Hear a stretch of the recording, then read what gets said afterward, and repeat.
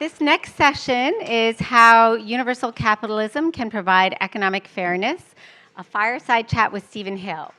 And I just want to say, going into this, I just recognize what a great room this is. I've had such a good time talking with those of you who I've had a minute to talk to.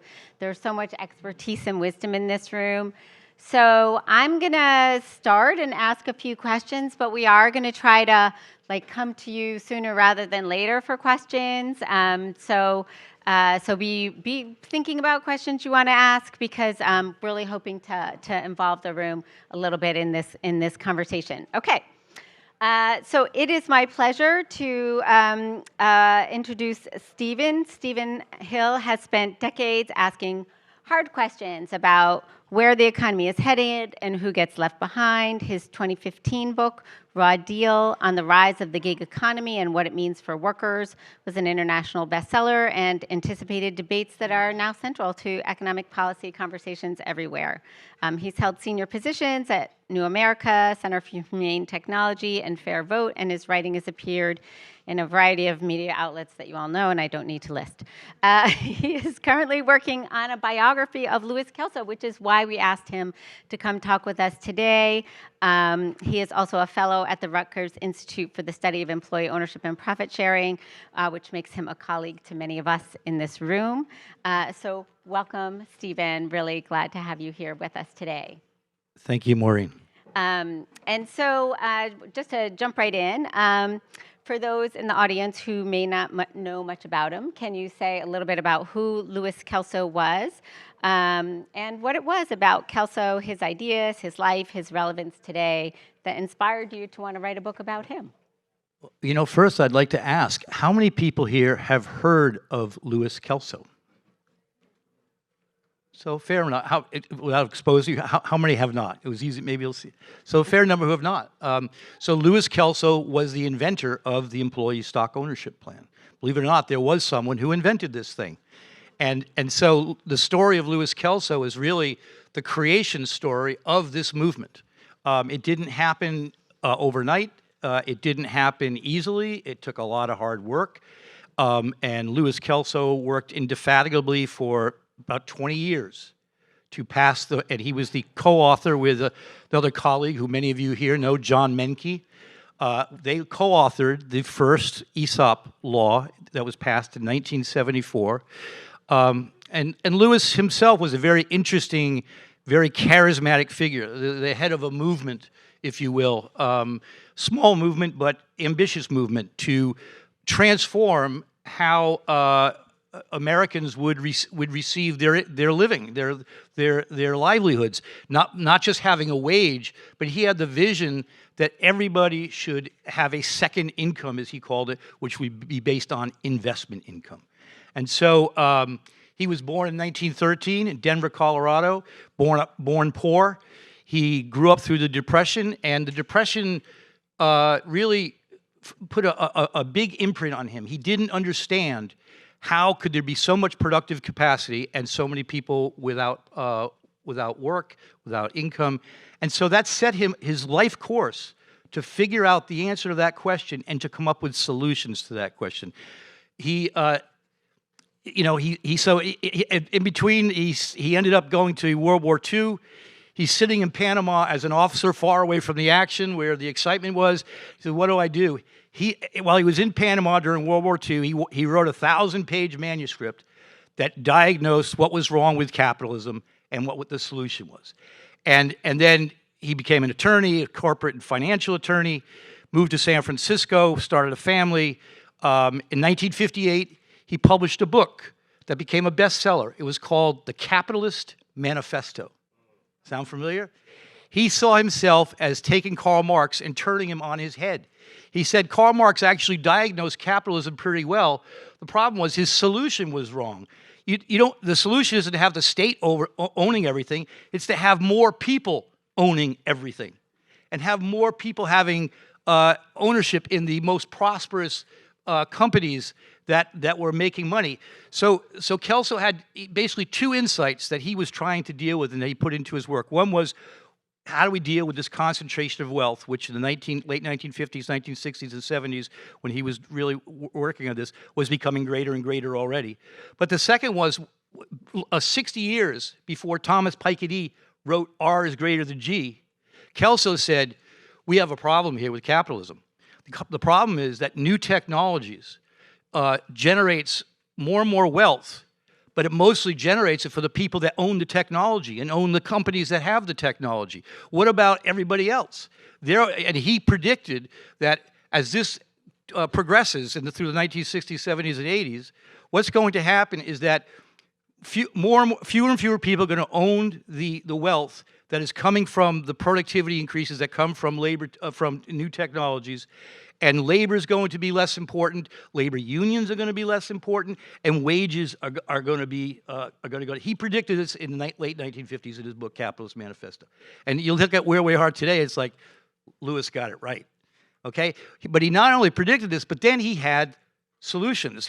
And the solution that he put forward in the Capitalist Manifesto was what he called universal capitalism. You can think of universal capitalism as the quiver. And there are several arrows in this quiver of financial tools that would overcome these two trends that he identified. One of them was employee stock ownership plan. And then the other two quivers, other arrows in the quiver, he had something called community stock ownership plan and general stock ownership plan. If any of you have heard of the Alaska Permanent Fund, where every Alaskan gets $2,000 to $3,000 a year based on the oil revenue that comes into Alaska, that is a form of a Lewis Kelso GSOP. And so we can talk more about that if that's of interest, but be aware that ESOP is within a broader umbrella of universal capitalism. It became the most successful of the arrows in the quiver, and so it kind of took off from there. And CSOPs and GSOPs, which could be used by cities, by states, to create, if you're a city that needs to create an affordable housing fund, you can use the same principles that are used now for ESOPs and for sovereign wealth funds to create that affordable housing fund without using any taxpayer money and to grow the money to pay for affordable housing. So there's a lot of things we could be doing with the universal capitalism philosophy that Lewis Kelso came up with in the 1950s and 60s and 70s. Great. You didn't answer one part of my question, which was, so how did you, because you were writing about gig economy and you're writing about all kinds of other things, so what drew you to Kelso? Well, I didn't know very much about this at all, to be honest. I knew about employee stock ownership, but I had very little. I knew as much as the average person and maybe a little bit more. And just through meeting people like Patricia Kelso, who was Lewis's widow, who died last July 4th at the age of 98. She was still sharp as a tack at the end. I saw her a week before she passed. And, just learning about it and realizing, my goodness, this is, if we're going to really get a handle on inequality and we're going to get a handle on how we're going to broaden the wealth in this society, so that, and the other thing I should say that Kelso talked about, in fact, in an interview with Bill Moyers in 1990, he said this is not just about inequality, that if you don't have a society with less inequality, you won't have a political democracy anymore. So in Kelso's mind, this was very much connected to political democracy itself. And a lot of what he wrote about was why political democracy would only thrive if you had less inequality, you had more. And it wasn't just about, welfare transfers. He was about ownership. More people needed to own what the economy is producing. That's really, in fact, Kelso's own politics were, you could probably describe them as libertarian. He wasn't into big government, and he was kind of almost a cold warrior back there in the 60s and 70s. A lot of people, it was either Soviets versus the United States, and he said, this is the way we can beat the Soviet Union, by broadening ownership. The Soviets are trying to have the state own everything. We want to have the people owning everything. And so he called it, ownership for the millions. And that's what he worked on for decades, and his wife, Patricia, was a big part of that. And so that's, just as I learned more, I learned about the story, the more I got attracted to it and started plunging into it, meeting people like Joseph Blasi and others from Rutgers and going to their conferences. John Menke is an incredible man. So I just said, this is a movement that I can maybe help with in my humble way. Great, thank you. Yeah, no, I love that vision of him writing 1,000 pages in Panama because he's got nothing else to do. Um, anyway, but I did want to say, like, but also, and we talked about this before, you know, his ideas about sort of the importance of ownership and how ownership is important to a democratic society, like we talked about how those are, you know, they are connected to sort of a broader American tradition. And I was just wondering if you could say a little bit more about how that idea connects to sort of some of those founding father traditions and other things and ways we've seen it. And also maybe a little bit about where that fell out of our history. Yes, absolutely. So Lewis Kelso very much saw himself in a long American tradition that went back to the founders. In fact, Joseph and Doug Cruz, so I don't know if Doug is still here, they wrote a book called Citizen's Share, with which they trace this tradition all the way back to the founders. You know, the founders believed, and Thomas Jefferson with his yeoman farmer philosophy, that property, the ownership of property, was essential to political democracy. And you carry that viewpoint forward. Abraham Lincoln with his Homestead Act was the first government action, as far as I've been able to find, in which the government officially said, property ownership is important to us, to the American dream, to our identity, our culture, to political democracy. The populist farmers of the 1890s were also trying to act on this belief, and somehow we lost that thread right around that time, 1890s into the 1900s, where suddenly the ownership of property, as it's shifted, not from land anymore, but it's shifted to stocks and bonds and all these other types of property. Suddenly, and today's part of our property is our data, right? We lost the thread where property ownership is important to the American dream. It is important to political culture. It is important to democracy. And so, in some ways, what we're trying to do today, what we've been talking about today, is reclaiming this American tradition that has been there since the very beginning, and making it clear that now that wealth has turned into a different form of wealth than land, we still have an important, urgent need that many Americans have ownership of that type of wealth that's out there today, and if we're going to keep our political democracy. Yeah, great, thank you. And I just want to sort of dig in a little bit on this sort of like technology, productivity, broad-based prosperity kind of thing. And if you could say a little bit more about what his view was about technological progress and broad-based prosperity. I mentioned in my opening remarks this morning, right? Like those two things, technological progress and broad-based prosperity, do not always go together in history. But what was his thought about that, and whether what it takes to make that happen? And I'm just wondering also if you want to comment on sort of where we are today with artificial intelligence, with intellectual property, right? Like property isn't, as you're saying, isn't as tangible as it used to be. And what do you think he would see as both opportunities for broad-based ownership, and also what do you think he would see as risks? Lewis Kelso was very pro-technology. He believed that technology was important, that increasing labor productivity was important. But that's why he said it's really important that the ownership of that technology and the companies that are using that technology must be broad and diverse, because the natural outgrowth of new technologies is you need fewer workers. And sure, you can say, well, we've always found new jobs for people. That's the comeback to that. But there's also, besides the quantity of jobs, there's something about the quality of jobs.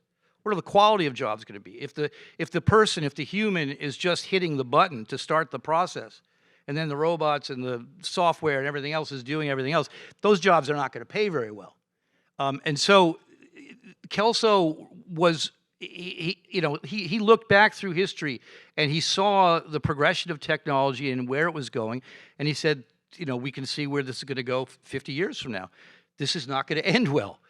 And so that's where he said the only solution is that more and more people need to be the owners of the technology. And so that's where something like an ESOP. So now you have the employees who are owners of the company. So if the company is using technologies, they're getting a share of the profits that come from that. You have something like like Norway's sovereign wealth fund.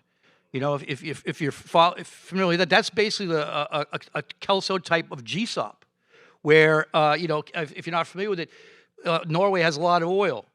They take the oil and the revenue from that oil, and they take it and they put it into a fund, and they take that money and they invest it in the stock market. And then they leave it there and they let it grow. So that sovereign wealth fund in Norway now has $2 trillion. In fact, it contributes more to the Norway budget than the oil revenue does.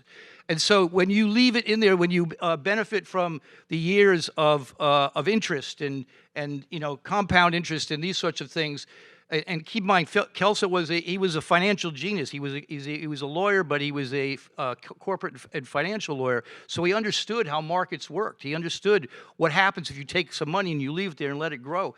It will grow, and then you can use it for other things. And so I think he would right now, he'd say there's an opportunity with AI, but the political part of that has to complement the economic part is just really, really not doing well. And so, you know, there's got to be a way to harness the capitalist engine, which is the greatest wealth generator that humans have ever devised. But who gets the wealth? And it's not so much that there's these nefarious people out there that are just trying to keep the money off of themselves. There are some of those, okay. But it's more, as Kelso would say, it's how the system works. It's how the system works. And so if you're going to change that, you have to change how the system works. And his idea was ESOPs, CSOPs, sovereign wealth funds. You know, well, I'll stop there. I can tell more about CSOPs and GSOPs, which could have an amazing application as well if we have time. Yeah, well, that's what I was going to ask you next, and then I'm going to see what questions other folks have. But I just, you know, I thought it was interesting when we talked. You mentioned about the number of states that have these kinds of funds, which I didn't realize how many did. And so I was just, you know, I think we talked about how he saw that ESOPs are great, but it may not, you know, that's not going to reach the numbers that you want to reach to make sure everybody has an ownership stake. And so maybe you could just say a little bit more about his vision for those kinds of structures and where we see them today in the United States. Sure. So, you know, as we've been hearing, there's 15 million workers covered by ESOPs today, and that's a lot. That's more than there are labor union members. And yet there's another 130 million workers that are not covered. So what do you do about those other 130 million workers? Well, one, we keep trying to figure out ways to expand ESOPs. That's crucial to what we have to do. But two, there are other ways to harness the market so that more people can be owners to the investment returns that come from these companies. And so some states, there are 20 states in the United States that have what they're called sovereign wealth funds. I call them social wealth funds at the state level. And these are states like New Mexico, one of the poorest states in the union. They discovered a bunch of oil. Okay, what do you do with that oil? Do you just spend it on doing good things? Well, yeah, you do some of that. But they took some and they put it in a fund, and they're letting it grow. And as it grows, they have more money than they would have had if they had just spent all the oil money. And so they're putting a lot of that money into education. Every New Mexico student who goes to college now gets a free college education if they go to a New Mexico school. And it's being paid for by the Sovereign Wealth Fund of New Mexico. Alaska has the permanent fund. It's basically a sovereign wealth fund. Other states have a similar type of fund. A lot of them are funded by oil. So with any kind of fund like this, there's always a question of what's your seed money. And if you have oil, that's the best of all, really, or any kind of natural resource money. If you don't have to pay off a loan as your seed money to investors, then you have more money at the end of the growth period. But they, you know, these states are already doing it. Some of them doing it better than others. You know, Saudi Arabia has a famous sovereign wealth fund. It's a good example of spending a sovereign wealth fund badly. They put $6 billion into a professional golf league that is now going bankrupt. So you could do bad things with these kinds of funds too. But on principle, these funds have the opportunity to raise a lot of money. And the thing that to understand is that you're doing it all without taxpayer money. I mean, an ESOP, you know, the benefits that are coming to the beneficiaries from an ESOP is not from taxes. It's not from them putting money into it. It's because you're getting the seed money, you're investing it. In an ESOP, you're doing it into the company's stock. The employees are getting a share of it, and then they get the returns, the future returns that come from leaving it and letting it grow. And so you're not using taxpayer money. You're not using the person's own resources. You know, the idea of having a 401k and IRA, it's great, except that what we learn is most people don't have enough money to put in them. And so, and if you do have some, you're not going to risk it in the stock market. So what Kelso realized was we've got to create a way that takes away the risk from average people to invest in the markets so that it's time for it to grow over the ups and downs of the market, and then at the end of that period of time, they get the benefit of that fund. And so that's really what Kelso was trying to do. In some ways, it's a very simple thing, but it hadn't been done before, and of course, the politics always makes everything complicated. Yeah, great. I'd like to invite, all right, Paula. Thank you. So I had a question more around seesaws. Can people hear her, or should I give her a mic? So I had a question more so around AI and CSOPs, and what potential applications do you see really for the infrastructure build out around AI and the energy infrastructure, the data center infrastructure, and those types of things? Well, I mean, in some ways, it's two questions because, you know, the thing around data centers is so controversial, what it's doing to communities, and communities are fighting it. And so I don't want to wade into that discussion, but certainly that, you know, tech, if you look at the stock market today, it's basically, 8 companies that are doing all the growth in the stock market. So if you even just harness the wealth of those companies, in fact, Sam Altman from OpenAI has proposed that these companies that are above a certain amount should give a certain amount of their stock into the fund that would then grow, and at a certain amount of time, you then could sell that stock, and you'd have a lot of money, a pot of money to pay for public goods and services. And so, you know, some of the tech leaders are thinking along these lines. Some people think, well, it's just they're just trying to cover their butts because everyone's worried that everyone's going to lose their jobs, and so this is their solution. But you know, still, conceptually, it's a good idea to basically try to harness that capitalist engine, and which is so focused in tech right now in Silicon Valley and around Microsoft and Amazon in Seattle, that you know, it seems like if they are willing to try something, why not take them up on it? But the data centers, I'm not going to go into that because I understand for a lot of communities they may not want them in there where they live. Thank you. I don't know where you are in the research of your book, but have you had a chance to talk to Jens Lowitz, who's the Kelso Institute Europe head, who knew Patricia quite well, and he gives papers all the time on CSOPs, all over the globe. Yeah, Jens and I are close. In fact, the answer to Maureen's earlier question, Jens is the one to introduce me to all of this. It's his fault. Yeah. I was on a fellowship in Berlin, and that's where I met Jens through a friend of a friend, and that one thing led to another, and here we are. And Jens is working a lot on CSOPs, which are, you know, so like, for example, in California, we're having a lot of problems with our public utility, Pacific Gas and Electric, and it's a long story, but so they could, one option that could have been explored there was to use a CSOP for the ratepayers to buy PG&E, and then the ratepayers would own it, and it wouldn't cost the ratepayers anything to do it. You know, you set up the trust, you get a loan to pay for the buyout, and then you pay for the loan out of the future returns on your new investment. And so this is what wealthy people, wealthy companies have been doing for decades, right? I mean, in some ways, there's been a gold rush going on for the last 70 years, and the only ones that have benefited from it are the upper 10%. I mean, you know, 10% of Americans own 93% of the stock. So they're the ones that have benefited from this decades-long gold rush. So what Kelso was about was figuring out a way to let other people benefit from this gold rush. And so you could do it through ESOPs, CSOPs, where you create public power essentially by using public power. You don't have to pay a dividend anymore to investors. You actually get a federal tax write-off if you're a public power company, and you can pass those costs on to ratepayers or do other things with that money. There's lots of things you could do with CSOPs. I'll give you another example of CSOP that Louis Kelso did. There was a group of a co-op of 5,000 farmers in the Central Valley of California. They were getting hammered by the oil companies who controlled the fertilizer industry. They had a monopoly. They were gouging them on prices. So Kelso got a bank loan for this co-op.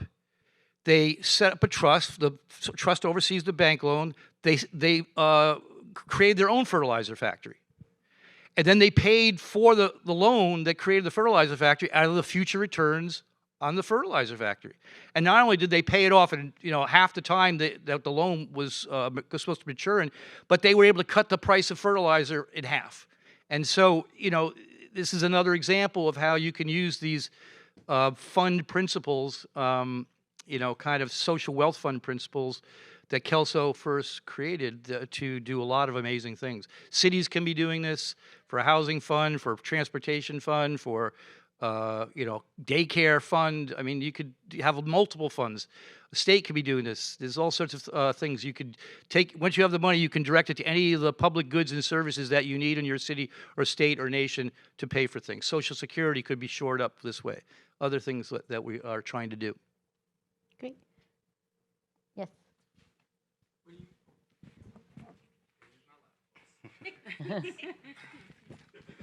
In the course of doing your research, did you stumble on anything that could help explain why ESOPs, out of the three different kind of pillars you note for universal capitalism, why ESOPs are so much more well-known or popular versus these CSOPs? Because it sounds like early on there were working examples. And if it's something to do with policy, do you see what could help maybe encourage or incentivize more CSOPs? Yeah, that's a good question. Louis Kelso was he was an amazing figure. He was like someone you'd say had no reverse gear. If you were sitting next to him on an airplane, he'd be talking to you first about whether maybe not ESOPs, but he'd say, do you own anything? Do you have do you just have wages? You have to have a piece of the rock. You have to. and one of his secretaries, he pulled her aside one time. He said, it's really time for you to buy something, some piece of property. And she said, well, like what? He said, well, how about like an apartment building? You need to have an apartment building. and so he helped her purchase an apartment building, 4 units that she still has today. And that allowed her to leave work, working for a wage at a job, and just run her apartment building for her income. And so there's other stories like Kelso. He would give a lecture in a grand hotel ballroom, and in the audience would be bankers and CEOs and politicians. And then afterwards, they say, "Where's Louis?" He's in the kitchen talking to the kitchen help about why they need to buy property. They need to get a piece of the rock. So this is just where he was coming from. And so he went along like this after the Capitalist Manifesto for 10, 15 years. And he appeared on, some of you saw Pete Stavros on 60 Minutes. Louis Kelso was on 60 Minutes with Mike Wallace in 1972, I think it was. And that gave, after knocking on 1 million doors, finally he kind of went national. And that led to a meeting with Senator Russell Long, Democrat from Louisiana. And he was the head of the Senate Finance Committee, so in some ways the most powerful senator in Washington, D.C. And he loved this idea. He said, my daddy was Huey Long, populist. He said, I'm not going to go the way he did. That didn't end well. But I like what you're doing, and I like this employee ownership thing. And they already had a bill going through what became ERISA. And the idea was, well, let's include this in the ERISA law. He said, give me they had this famous meeting in the Madison Hotel here in Washington, D.C. And after a 4-hour meeting with Louis, in which Louis talked his ear off and convinced him, he said, I need legislation tomorrow. And so that's what led to it. So, after a decade and a half of knocking on doors, finally Louis had traction with someone who had power and would listen, and that from there ESOPs took off. And so the Kelso operation was not a big operation. They didn't have the bandwidth. Louis kind of today, if you look at NGOs like Sierra Club or whatever your favorite NGO is, they've got a communications director, they've got a deputy director, they've got all these staff that are doing all these things. It was basically Lewis, his wife Patricia, and a few other lawyers. Some of the lawyers actually couldn't stand Lewis's mission and eventually threw him out of his own firm. There's a lot of stuff going on. And so once ESOPs took off, that kind of took up a lot of time, and they didn't have time for CSOPs and GSOPs. But later, Lewis and Patricia co-authored a book in which they tried to bring CSOPs and GSOPs back into it with another book.